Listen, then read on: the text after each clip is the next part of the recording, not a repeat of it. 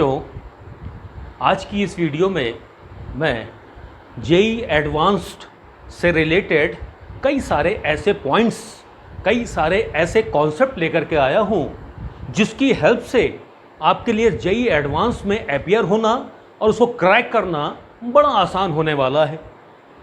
चलिए स्टार्ट करते हैं। तो सबसे पहले केमिस्ट्री में हम लोग ये देख लें कि कुछ टॉपिक्स ऐसे हैं जो कि आईआईटी मेन में तो थे लेकिन हमारे एडवांस में नहीं हैं, और कुछ एडवांस में हैं जो हमने मेंस में नहीं पढ़े थे। ऐसे टॉपिक कौन से हैं? देखिए यहाँ पे लिस्ट है। ये वो टॉपिक हैं जो कि included in JEE Main but excluded in JEE Advanced. तो वो टॉपिक क्या क्या है, यानी कि ये टॉपिक हमको अपने एडवांस के पेपर के लिए बिल्कुल भी नहीं पढ़ने। टॉपिक्स हैं क्या? बायोमोलिक्यूल्स में विटामिन्स, उसका क्लासिफिकेशन और उनके फंक्शन, ये नहीं पढ़ना। न्यूक्लिक एसिड, डीएनए, आरएनए के स्ट्रक्चर्स, ये भी नहीं पढ़ने हैं। और देखिए दूसरा टॉपिक है केमिस्ट्री इन एवरीडे लाइफ। इसमें क्या क्या नहीं पढ़ना हम लोगों को एडवांस के लिए, वो देखिए। केमिकल्स इन फूड, ये नहीं पढ़ना, यानी प्रिजर्वेटिव्स नहीं पढ़ना है, आर्टिफिशियल स्वीटनर्स के बारे में कुछ नहीं पढ़ना, और साथ ही साथ में cleansing agents, soaps and detergent, इनके बारे में भी कुछ नहीं पढ़ना है। में जिसमें कि हमें पढ़ना है वो चीज़ें जो कि हमारे जेई मेन में नहीं थी लेकिन जेई एडवांस में ज़रूर है और काफ़ी अच्छा वेटेज होता है उनका, वो देख लेते हैं। जिसमें सबसे पहले है न्यूक्लियर केमिस्ट्री। न्यूक्लियर केमिस्ट्री में अपने को जो पढ़ना होगा, radio activity, carbon dating, fission, fusion, radio active decay, excluding radio active series, यानी सीरीज के बारे में हम लोगों को नहीं पढ़ना।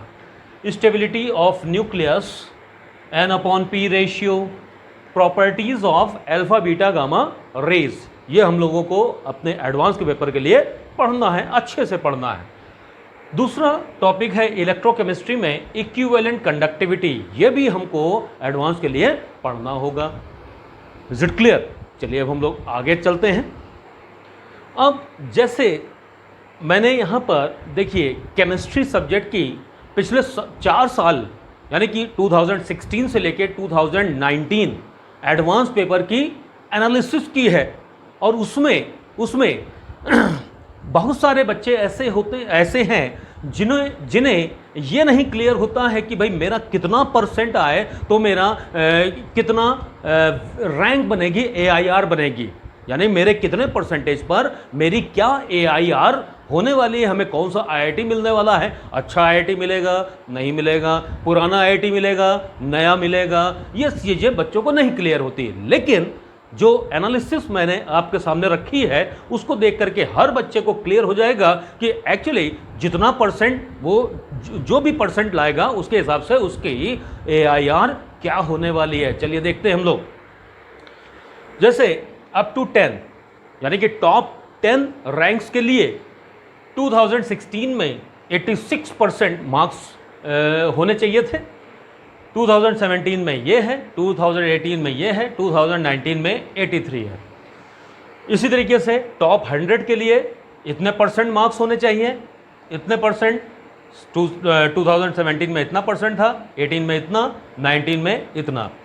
अच्छा, एक बात मैं आपको बता दूं बच्चों, अगर हमारी रैंक टॉप 5000 में है तो यकीन मानिए आपको एक अच्छा IIT ज़रूर मिल जाएगा या पुराना IIT ज़रूर मिल जाएगा। तो टॉप 5000 रैंक के लिए हमको कितना एफर्ट करना है ये हम लोग समझने जा रहे हैं। देखिए 2016 में टॉप 5000 सिर्फ 36% नंबर, जिनके भी 36% मार्क्स थे उनको टॉप 5000 के अंदर की रैंक मिली थी। 2017 में भाई ये थोड़ा सा एक्सेप्शनल मामला है क्योंकि 2017 एक ऐसा ईयर था जिसमें पेपर बड़ा ही आसान बना दिया था, जिसकी वजह से सब मार्किंग बहुत हाई चली गई थी, कट ऑफ बहुत हाई चला गया था। देखिए क्लियर है भाई, 2017 में जो भी वैल्यूज़ हैं उसको लेफ्ट और राइट से कंपेयर कीजिए तो आप देखेंगे बहुत बड़ा डिफरेंस है। ओके, वैसे भी IIT JEE एडवांस ये अनसर्टेनिटी का दूसरा नाम है। क्लियर?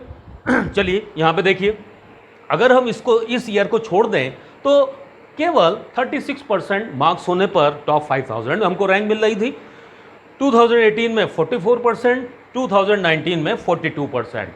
ओवरऑल अगर हम बात करें कि अगर किसी बच्चे के 45% मार्क्स आ जाते हैं तो वो निश्चित रूप से टॉप 5000 रैंक के अंदर होगा और उसे एक अच्छा बेहतर पुराना IIT मिल जाएगा। Is it clear? चलिए अब हम लोग आगे बढ़ते हैं।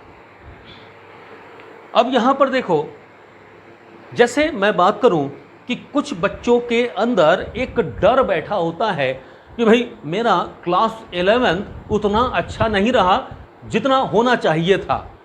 तो घबराने की बात नहीं है, बिल्कुल घबराने की बात नहीं है। कैसे? देखिए इस एनालिसिस को। अगर हम 2016 की बात करें तो 11th का जो पोर्शन केमिस्ट्री में पूछा गया है वो केवल 26% है और 12th का 74%। तो इस तरीके से देखो 2016 हो, 17 हो, 18 हो या 19 हो, इसमें 11th का परसेंटेज कोई बहुत ज़्यादा नहीं है। मेनली जो डोमिनेट कर रहा है वो 12th का परसेंटेज है। क्लियर?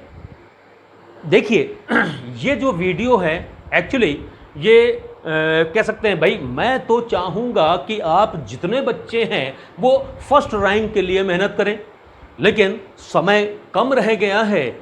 हो सकता है कि भाई जब आप सेल्फ इवैल्यूएशन करते हैं तो आप पाते हैं कि एक्चुअली मैं उतना वहाँ पे स्टैंड नहीं कर पा रहा हूँ जहाँ पर मैंने सोचा था। कोई बात नहीं, अपने को क्या चाहिए? IIT, बढ़िया बढ़िया IIT चाहिए है, मिल जाएगा। थोड़ा सा भाई देखिए इस समय ये जो क्रूशियल टाइम है इसमें हमें बहुत नहीं पढ़ना, हमें जो भी पढ़ना है बहुत स्मार्टनेस से पढ़ना है। उसके लिए हमारे कॉन्सेप्ट क्लियर होने चाहिए कि भाई हमें किस पे ज़्यादा एम्फेसाइज करना है और किसको थोड़ा हल्का फुल्का देख करके निकल जाना है पेपर देने के लिए। क्लियर? यहाँ पे देखिए मैंने कहा कि अगर अपन लोग क्लास 11th को नॉर्मल तरीके से देख लें और 12th पे 100% फोकस कर दें तो यहाँ पर देखिए अप्रॉक्स 70% तक के जो सिलेबस जो पेपर होगा वो हमें 12th के सिलेबस से मिल जाएगा। और अगर हम टॉप 5000 की हम बात कर रहे हैं तो अपने को तो सिर्फ 45% चाहिए है ना। तो अगर कोई बच्चा क्लास 12th पे ही 100% कंसंट्रेट कर लेगा तो वो हर हाल से वो बहुत टॉप यानी कि बहुत अच्छी रैंक मिल जाएगी उसको। 2000 के अंदर, 1000 के अंदर भी उसको बहुत अच्छी रैंक मिल जाएगी। क्लियर? तो ये तो बात हो गई 11th और 12th के वेटेज की। अब अपन लोग बात करेंगे प्रॉब्लम लेवल। ओके भाई, हर पेपर को 3 पार्ट में डिवाइड किया जाता है। एक कुछ क्वेश्चंस इजी पोर्शन में आते हैं, कुछ मॉडरेट होते हैं, मीडियम होते हैं और कुछ टफ होते हैं। तो ऐसे समझिए कि अगर मान लिया 18 पेपर 1 में क्वेश्चन हैं फिजिक्स, केमिस्ट्री और मैथमेटिक्स के, इसी तरीके से सेकंड पेपर में भी हैं। तो आप ये समझ लीजिए कि 18 अगर मैं केमिस्ट्री की बात करूं तो 18 में से कम 6 क्वेश्चन ऐसे होंगे, कम से कम 6 क्वेश्चन ऐसे होंगे जो कि इजी होंगे। इसी तरीके से फिजिक्स में भी 6 क्वेश्चन होंगे, इसी तरीके से ऑन एवरेज मैथमेटिक्स में भी 6 क्वेश्चन होंगे। तो सबसे पहले जब हम पेपर अटेम्प्ट करना शुरू करेंगे तो हमें जितने तीनों पोर्शन के जो इजीएस्ट क्वेश्चन हैं 6 यानी कि ये जो 18 क्वेश्चंस हैं इन्हें ढूंढ करके चुन करके सबसे पहले सॉल्व करना है। क्लियर?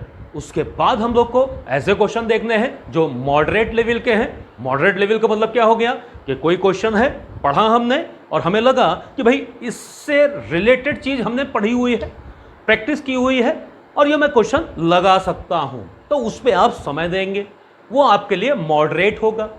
टफ की मैं बात करूं, क्वेश्चन देखते ही अरे डर गए, ये क्या, ये तो हमने कभी देखा ही नहीं, छोड़ दो उसको, उसके चक्कर में बिल्कुल मत पढ़ो। भाई अपने को बहुत ज़्यादा फोकस नहीं करना है, जो भी करना है वो सही करना है, नेगेटिव में नहीं जाना है, कोई सिली मिस्टेक नहीं करनी है। क्लियर? यहाँ पे देखिए देखो 2016 की एनालिसिस के हिसाब से इजी पार्ट था 35%, 2017 में इतना परसेंट, इसमें इतना परसेंट। क्लियर? मीडियम इतना परसेंट, ये सब परसेंटेज वाइज दिया हुआ है आपको। टफ इतना परसेंट था। तो अगर हम मान लो टफ को छोड़ दें तो इजी प्लस मॉडरेट को अगर हम लोग ऐड करें, जोड़ें, तो वो 80% यहाँ पे आ गया। एक्सेप्शनल टाइप का पेपर था जिसमें कि पेपर का लेवल बहुत हाई कर दिया था। देख रहे हैं, टफ पोर्शन 50% था और बाकी के 50% में इजी और मीडियम थे। तो ये भाई कभी कभी होता है, कोई बात नहीं। फिर से मैं कहूँगा, IIT अनसर्टेनिटी का दूसरा नाम है। सारी एनालिसिस मैं कर रहा हूं, हो सकता है कि इस ईयर ऐसा कोई नया क्वेश्चन वो फ्रेम कर दें जो कि आज तक ना पूछा गया हो। उसके लिए भी हम लोगों को थोड़ा सा मेंटली प्रिपेयर रहना पड़ेगा। तो यहां पर देखिए, अगर अपन लोग इजी और मीडियम को ऐड कर दें तो अप्रॉक्स 70% तक के हम स्कोर कर सकते हैं। और फिर से वही कि अगर हम टॉप 5000 अच्छा IIT चाहते हैं तो हमको केवल 45% मार्क्स ही तो चाहिए हैं। तो इसलिए जो क्वेश्चन टफ हो, फिजिक्स का, केमिस्ट्री का, मैथ्स का, उसे आप छोड़ दीजिएगा। सिर्फ आप फोकस किस पे करेंगे? इजी पर। सबसे पहले आप पूरे पेपर के तीनों पार्ट के फिजिक्स, केमिस्ट्री, मैथमेटिक्स के इजी क्वेश्चन सॉल्व कर लेंगे, क्योंकि वो बिल्कुल देखते ही बहुत सारे क्वेश्चन ऐसे होते हैं जो कि देखते ही किसी फैक्ट के ऊपर बेस्ड होते हैं, तो वो या फिजिक्स में फार्मूला बेस्ड होते हैं, तो उनको सबसे पहले ढूंढ करके, सर्च करके आप उसको अटेम्प्ट कर लोगे। उससे फ़ायदा क्या होगा? आपका कॉन्फिडेंस लेवल कुछ और हो जाएगा, आपको अच्छा लगेगा, आप और जोश के साथ पेपर को फोड़ने की कोशिश करोगे। ठीक है, अब आगे बढ़ते हैं हम लोग। यहाँ पर देखो, प्रॉब्लम लेवल तो हम लोगों ने देख लिया कि अपन लोगों को जो फोकस करना है वो इजी पर करना है और मीडियम पे करना है। टफ के चक्कर में बिल्कुल नहीं पड़ना है। चलिए अब हम लोग आगे देखते हैं। अब पोर्शन वाइज की बात करूं मैं केमिस्ट्री की, तो ये एनालिसिस है कि भाई चूंकि फिजिकल केमिस्ट्री में नंबर ऑफ चैप्टर्स बहुत ज़्यादा हैं, तो उसका परसेंटेज कंपैरेटिवली हमेशा से ज़्यादा ही रहा है। 41%, ऑर्गेनिक इतना परसेंट है, इनऑर्गेनिक 26.2%, लगभग 26-27% के आसपास। यहाँ पे इनऑर्गेनिक की बात चली है तो मैं एक पॉइंट आपको दिखा दूँ। इनऑर्गेनिक के लिए मैंने ये बात कही है कि इनऑर्गेनिक फ्रॉम NCERT ओनली। अभी जो भी समय आपके पास बचा है एडवांस के लिए, उसमें आप NCERT को याद कर लीजिए, रट डालिए। इनऑर्गेनिक उसके बाहर की नहीं पूछी जाती, जनरली नहीं पूछी जाती। ठीक, फिर से अनसर्टेन तो है ही, लेकिन हम लोग ये मान के चल रहे हैं कि NCERT के बाहर का एक भी क्वेश्चन नहीं आने वाला। तो जब अपने को पता है तो क्यों ना NCERT के एक एक वर्ड पे हम लोग फोकस कर ले। अगर सही मायने में आप उसको एक बार कायदे से गो थ्रू होना चाहते हैं तो हार्डली 15 to 16 आवर्स लगेंगे। पूरी NCERT की इनऑर्गेनिक आपके दिमाग में सेट हो जाएगी। चलिए हम लोग आगे बढ़ते हैं। यहाँ पे ये हो गया, पोर्शन वाइज हो गया। अब हम लोग देखते हैं मिनिमम कट ऑफ। कुछ बच्चों के अंदर एक कह सकते हैं कि बेसिक कॉन्सेप्ट होता है कि भाई जैसे किसी बच्चे का मान लिया फिजिक्स और मैथमेटिक्स बहुत स्ट्रांग है और केमिस्ट्री उतनी ही पुअर है, तो उसके दिमाग में एक फ्रेम होता है कि भाई केमिस्ट्री नहीं आती है, चलो कोई बात नहीं, उसको छोड़ ही देंगे, हम मैथ्स और फिजिक्स से सिलेक्शन ले लेंगे। ऐसा सोचने वाले बच्चे कभी नहीं सेलेक्ट हो पाएंगे। रीज़न क्या है कि अपने को तीनों ही सब्जेक्ट में एक मिनिमम कट ऑफ तो क्रॉस करना ही पड़ेगा। वो मिनिमम कट ऑफ कैटेगरी पर डिपेंड करता है। देखिए यहाँ पर उसका डिस्क्रिप्शन क्या है। Minimum cut off for each subject, चाहे फिजिक्स हो, चाहे मैथ्स हो या फिर केमिस्ट्री हो, सभी में एक मिनिमम क्राइटेरिया होता है, मिनिमम कट ऑफ होता है। कम से कम उतने अगर होंगे तब तो आपको कंसीडर किया जाएगा, वरना किसी भी एक सब्जेक्ट में अगर जो मिनिमम कट ऑफ है वो आप क्रॉस नहीं कर पाए तो उस कंडीशन में आपने बाकी के दोनों सब्जेक्ट में 100% कर दिया हो तो भी आप सेलेक्ट नहीं हो पाओगे। तो वो वैल्यू है क्या? जनरल कैटेगरी के लिए 10%, मान लिया कि जो हमारा पेपर है एडवांस का वो 360 मार्क्स का है, 360 मार्क्स का, तो 360 मार्क्स का है, तो अब अगर सब्जेक्ट वाइज बात करेंगे तो 120 हुआ, तो 120 का यानी कि हर सब्जेक्ट 120 का है, 120 का 10% 12 मार्क्स हुए, यानी कि आपके कम से कम 12 नंबर तीनों सब्जेक्ट में होंगे तब तो आप कंसीडर किए जाएंगे, अदरवाइज किसी भी एक सब्जेक्ट में 12 का 11 अगर हुआ तो आप कंसीडर नहीं किए जाएंगे। क्लियर? जनरल कैटेगरी के लिए 10% है, ओबीसी या ईडब्ल्यूएस के लिए 9% है और एससी एसटी कैटेगरी के लिए 5% है। क्लियर? आगे देखते हैं हम लोग। क्वेश्चन पैटर्न भी हम लोग समझ लें। देखिए भाई, ये जो एनालिसिस है केमिस्ट्री की, जो मैं एनालिसिस आपके सामने लाया हूँ, मैं पिछले 20 साल से जेई एडवांस की फील्ड से जुड़ा हुआ हूँ, तो अपने अनुभव के आधार पर या जो पिछले पेपर्स हैं उसके हिसाब से जो एनालिसिस की है, वाकई में ये बहुत ही ज़्यादा फ्रूटफुल होने वाली है आपके लिए एडवांस को क्रैक करने के लिए। या उसके देखिए यहाँ पर टाइप ऑफ क्वेश्चन समझिए। देखो आईआईटी में type of question single option correct ये भी आता है, मल्टीपल ऑप्शन करेक्ट ये भी आता है, इंटीजर टाइप, पैराग्राफ और मैट्रिक्स, ये 5 टाइप्स के प्रॉब्लम बनती हैं जिनमें और एक और टाइप है वो है रीजनिंग बेस्ड, लेकिन अभी इन 4 साल में हम लोगों से नहीं पूछी गई, पूछी जा सकती है, ठीक है, अनसर्टेन है, याद है सबको, पूछी जा सकती है, देख लेंगे वहां पर। तो फिलहाल यहां पर देखिए सिंगल ऑप्शन करेक्ट टाइप 2016 में अगर हम पेपर 1 पेपर 2 दोनों को ऐड कर लें तो उसमें 11 क्वेश्चन पूछे गए थे, 17 में 7 क्वेश्चन पूछे गए थे, 18 में एक भी नहीं और 19 में 4 क्वेश्चन पूछ दिए थे। आईआईटी का जो सबसे मेन फोकस होता है वो होता है multiple option correct, multiple choice option correct, जिसमें 1 और मोर देन 1 करेक्ट हो सकते हैं। देखिए सबसे ज़्यादा जो इसका जो ग्राफ है सबसे ऊपर है, 2016 में 16 क्वेश्चन पूछे गए, 16 क्वेश्चन पूछे गए, अप्रॉक्स 50% मार्क्स इसी के ही यही इन्वॉल्व कर रहा था। चलिए हम लोग यहाँ पे देखते हैं।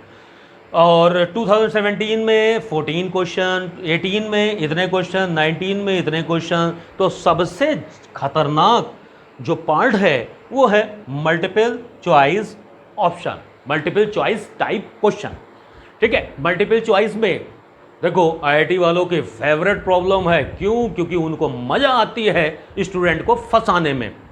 इसमें बच्चा फंस भी जाता है, 4 करेक्ट हैं, 3 ही करेक्ट वो कर पाया तो नंबर कम हो गए, गलत हो गया तब उस कंडीशन में वो नेगेटिव मार्किंग भी लेकर के आ रहा है ना। तो ये इस वाले सेगमेंट से यानी कि मल्टीपल चॉइस से अपने को बचना है, पहले फिलहाल बचना है, बाद में अटेम्प्ट तो सब कुछ करना है।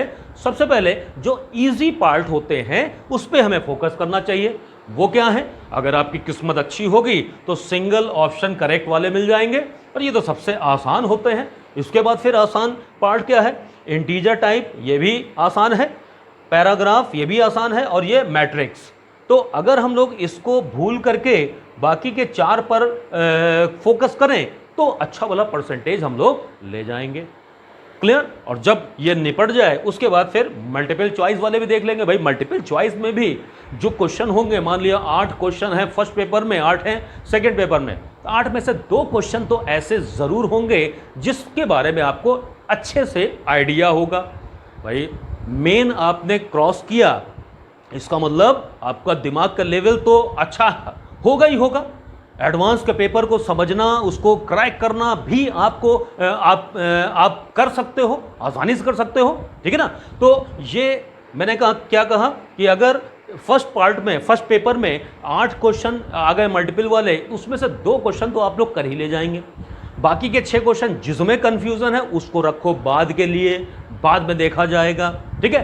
तो कहने का मतलब ये है कि अगर हम लोग इस सिंगल ऑप्शन, इंटीजर, पैराग्राफ और मैट्रिक्स पर ही कंसंट्रेट कर लें, पर ही फोकस कर लें, तो अपना काम बन जाएगा, क्लियर, बन जाएगा। देखो 100% पेपर सॉल्व करने के चक्कर में कोई नहीं रहेगा। मैंने इसीलिए सबसे पहले आपको यह बता दिया कि बहुत डरने की जरूरत नहीं है, घबराने की जरूरत नहीं है। लोग कहते हैं कि भाई खूब मेहनत करो, फर्स्ट रैंक लेकर के आओ। भाई फर्स्ट रैंक भी आती है लोगों की, 86%, कभी कभी 88%।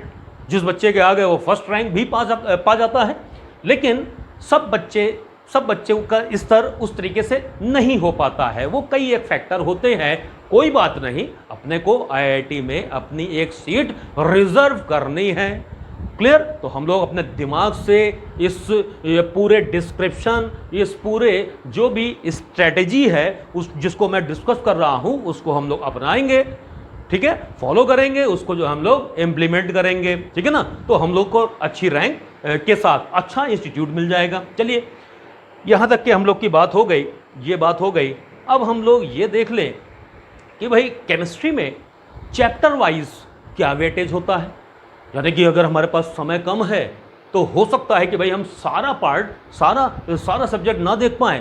तो केमिस्ट्री में मैं आपको वेटेज वाइज यहाँ पर मैंने एक लिस्ट बनाई है। भाई केमिस्ट्री में अगर टोटल तीनों पार्ट की बात करूं तो अबव 30 चैप्टर्स हैं, 30 से ज़्यादा चैप्टर हैं। उसमें से सिर्फ ये जो 14 चैप्टर हैं, इनसे पूरे पेपर का 70% क्वेश्चन इन्हीं 14 चैप्टर से, इन्हीं 14 चैप्टर से बनता है। वो चैप्टर है क्या, देखो। सबसे इंपॉर्टेंट भाई पी ब्लॉक एलिमेंट्स। तो पी ब्लॉक के आगे यहां पर लिख लेना कि एनसीईआरटी ही पढ़नी है, कुछ और पढ़ना नहीं है। तो एनसीईआरटी में जुड़ जाओ, पूरी रात जाग जाओ, एनसीईआरटी सुबह तक के खत्म हो जाएगी। फिर उसके बाद उसको रिवाइज करते रहना बीच बीच में, वो तुमको याद भी हो जाएगी। अक्सर ऐसा होता है कि एडवांस में कुछ क्वेश्चंस डायरेक्ट फ्रॉम एनसीईआरटी, यानी कि उन दोनों की लाइनें भी बिल्कुल मैच करती हैं। और कभी कभी ये भी होता है कि एक ही पेज में 2 से 3 क्वेश्चन भी आईआईटी एडवांस के एक ही पेपर में, एक ही पेज पर होते हैं, एनसीईआरटी के एक ही पेज पर। तो मैं इतने यकीन के साथ कह रहा हूं, उस बात को मानिए और पूरा फोकस लगा दीजिए किस पर, इनऑर्गेनिक, वो भी एनसीईआरटी से। तो पी ब्लॉक एलिमेंट को अच्छे से पढ़ेंगे, स्पेशली आप लोग बोरॉन फैमिली बढ़िया से पढ़ना, कार्बन फैमिली अच्छे से पढ़ना, नाइट्रोजन फैमिली अच्छे से पढ़ना, उनके ऑक्सी एसिड्स पढ़ना, उनके स्ट्रक्चर्स पढ़ना, उनका बॉन्डिंग स्ट्रक्चर देखना कि हाँ भाई किस में ऑक्सीजन बीच में आया या नहीं आया, यानी कि स्ट्रक्चर आपको अच्छे से प्रैक्टिस करके जाना है। पी ब्लॉक के जितने भी ऑक्सी एसिड हैं सबके स्ट्रक्चर, सबके नाम आपको पता होने चाहिए, क्योंकि कभी कभी फार्मूला नहीं दिया जाता, सिर्फ नाम दिया जाता है। जिस बच्चे को नाम नहीं पता वो क्वेश्चन छूट जाता है उससे। चलिए, नेक्स्ट है कार्बोक्सिलिक एसिड। ये भी बहुत ज़्यादा वेटेज है। भाई देखो, पी ब्लॉक एलिमेंट में इन 4 साल में 17 क्वेश्चन पूछे गए। इन 4 साल में एडवांस में 17 क्वेश्चन पूछे गए हैं अकेले पी ब्लॉक एलिमेंट से। कार्बोक्सिलिक एसिड से 13, हाइड्रोकार्बन से 8, कोऑर्डिनेशन कंपाउंड से 8, सॉल्यूशन और एटॉमिक स्ट्रक्चर से दोनों से 7 क्वेश्चन पूछे गए हैं। केमिकल बॉन्डिंग से 6 क्वेश्चन, और ये पूरी लिस्ट है। अगर हम सिर्फ इन 14 चैप्टर्स पर ही अच्छे से अपना फोकस कर दें, अपना पूरा डिवोशन इन्हीं 14 चैप्टर्स पे कर दें, तो भाई हमें 70% नंबर मिल जा रहे हैं केमिस्ट्री में। अपने को चाहिए कितना था, सिर्फ 45% ही तो चाहिए था। ये भाई चाहिए था, मतलब ऐसा मैं नहीं कह रहा कि भाई हर बच्चा 45% के लिए ही सोच करके जाए। बच्चे को सोचना फर्स्ट रैंक के लिए है, लेकिन जो एक्चुअल प्रैक्टिस में बहुत सारे बच्चों की जो इस समय जो सेल्फ इवोल्यूशन होता है उसमें वो अपने आप को समझ लेगा कि भाई वो किस रैंक के लायक उसकी तैयारी हुई है, या जो ड्यूरेशन बची है उसमें वो कितना कर सकता है, उसके आसपास की वो तैयारी करेगा। चलिए यहाँ पर मैंने क्या कहा कि अगर हम लोग सिर्फ ये 14 चैप्टर केमिस्ट्री में पढ़ लें तो 70% नंबर आ जाएंगे केमिस्ट्री में। इट अच्छे से समझ में आ गया? क्लियर? चलिए हम लोग आगे कुछ पॉइंट्स यहाँ पर मैंने लिखे हुए हैं वो भी समझ लो कि ये तीनों सब्जेक्ट के लिए है कि 50% सिलेबस, जो भी सिलेबस है आईआईटी जेईई एडवांस का, उसका मात्र 50% अगर आप फिजिक्स, केमिस्ट्री और मैथमेटिक्स में कर लेते हैं, सिर्फ 50% जो भी वेटेज वाइज है, उससे आपको 70% मार्क्स ऑलमोस्ट मिल जाएंगे, अपना काम बन जाएगा। ठीक। अच्छा, एक मेरी पर्सनल एडवाइस है आपको कि अभी आपके पास जितना भी समय बचा हुआ है, आप उसमें जो पुराने सब्जेक्टिव प्रॉब्लम्स हुआ करती थी इसकी एडवांस की, उनको लगा डालिए, क्योंकि अब जो पैटर्न है वो एक्चुअली बेस उसी पर ही है। जो सब्जेक्टिव प्रॉब्लम पहले हुआ करती थी उन्हीं के ऊपर बेस्ड आज का एडवांस के पेपर बनता है। तो जो भी टाइम आपके पास बचा हुआ है, आप उसमें जो इन 14 चैप्टर्स की जो सब्जेक्टिव प्रॉब्लम्स हैं उनको अच्छे से सॉल्व कर लीजिए। एक बार तो कर ही लीजिए, अगर समय आपके पास बच जाए तो दूसरी बार भी एक सरसरी निगाह से देख लीजिए। क्लियर? बहुत ज़्यादा आपके काम आने वाला है। ये बात मैं आपको बता ही चुका हूँ कि भाई अपने को इजी और मीडियम पोर्शन पर कंसंट्रेट करना है, उसी पर ही बहुत ज़्यादा मेहनत करनी है, उसी को सबसे पहले अटेम्प्ट करना है, क्योंकि उसकी जो वर्थ है वो 60 to 70% होती है। वो हमारे लिए काफ़ी है, अच्छी रैंक पाने के लिए काफ़ी हो जाएगी। क्लियर? तो बच्चों, अभी इस वीडियो में देखो, ये छोटी सी वीडियो है, लेकिन मैं समझता हूं, मैं जानता हूं कि ये सबसे अधिक यूज में आने वाली वीडियो आपको लगने वाली है। ओके, तो चलिए इस वीडियो में आप लोग स्क्रीनशॉट तो ले ही लीजिए। अब इस वीडियो को यहीं पर मैं रोकता हूं और आने वाले पेपर के लिए best of luck, all the best. आपको फुल कॉन्फिडेंस के साथ आईआईटी का पेपर देने के लिए जाना है और सोच के जाना है कि हर हाल से इस पेपर को मैं क्रैक करूंगा और मैं ही क्रैक करूंगा। इट? तो आपको घबराने की जरूरत नहीं है, डरने की जरूरत नहीं है, बढ़िया से पेपर दीजिए। All the best.